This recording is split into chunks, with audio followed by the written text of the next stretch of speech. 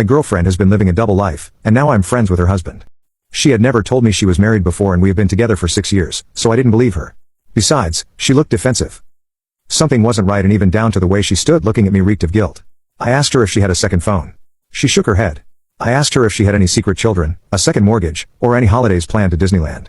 To that, she laughed and said that I was the only man in her life, but neglected to answer my question about children, which immediately aroused my suspicion. She shortly went to work with a smile plastered on her face. I lured her into a false sense of security, kissing her as she left, but then I got to work. I turned the house upside down, inside out and back to front. I found 2 black suitcases I had never seen before hidden at the back of the wardrobe. One of them had a receipt inside from Hilton in London, which we had never been to. That could have been for a work trip, but the bags were new. I went into the garage and emptied every box and bag I could find. Eventually, I found a set of car keys and an oil can placed on top of a large stack of shelves. It was for a Ford Fiesta, which neither of us drove. I knew that there was a public car park nearby, so I took a walk up the road, pressing the car key, and sure enough, I saw the lights flare up in the furthest corner of the car park. I sat inside.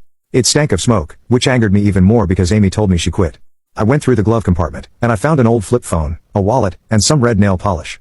Inside the wallet was a credit card, debit card, and train tickets. All of them belonged to Amy, but registered to an address in London. I felt a pull in my stomach, a knot forming in the back of my throat as I reached a shaking hand over to the phone. There he was, a handsome man with big brown eyes smiling up at me with Amy's arm around him. I sat back in the car. I couldn't breathe, heartbroken and numb. Gathering my composure, I gathered her things and went back to the house. I spent the day tidying my mess and being careful to place everything back.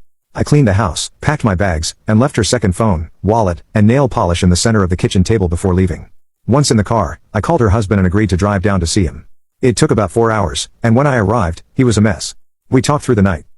Apparently, he didn't know about me. I met her little boy, Harry, and heard stories about their marriage.